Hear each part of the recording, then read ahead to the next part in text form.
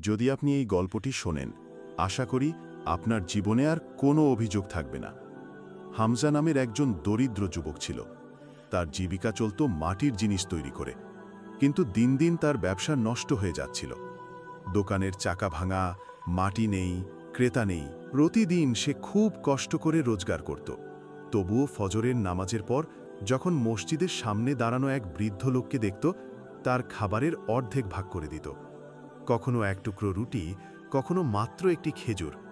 সে ভাবত, আমার যা আছে তা থেকেও দান করব, হয়তো আল্লাহ খুশি হবেন। একদিন আকাশ ভেঙে বৃষ্টি নামল। ঝড়ে দোকানের কিছু জিনিস ভিজে গেল। পুরো দিনটা দুর্ভাগ্যে ভরা ছিল। পকেটে একমাত্র যা ছিল তা হলো একটি খেজুর। সেই অবস্থাতেও ফজরের পর বেরিয়ে পড়ল। গিয়ে দেখে সেই বৃদ্ধ আগের মতোই দাঁড়িয়ে আছে। হামজা ভিজে জামাকাপড়ে কাঁপতে কাঁপতে সামনে এগিয়ে গেল এবং সেই একটি মাত্র খেজুর বৃদ্ধের হাতে তুলে দিল।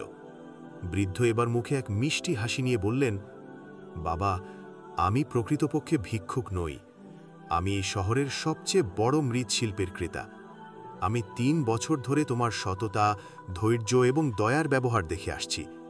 আমার কাছে এখন বড় অর্ডার আছে, কিন্তু বিশ্বস্ত মৃৎশিল্পী নেই। তুমি কি সেই কাজ নিতে প্রস্তুত? হামজা স্তব্ধ হয়ে গেল। যে মানুষটাকে সে ভিক্ষুক ভেবেছিল, তিনি ছিলেন আল্লাহর পক্ষ থেকে পাঠানো এক পরীক্ষা এবং রহমত। এর পরের কাহিনী ইতিহাস। কয়েক মাসের মধ্যে হামজার ছোট দোকান একটি বড় কারখানায় রূপ নেয়। তার তৈরি মাটির সামগ্রী দেশের বাইরে রপ্তানি হতে শুরু করে। মানুষ অবাক হয়ে দেখে একটি খেজুরের সদকা কিভাবে এক যুবকের জীবন বদলে দিল।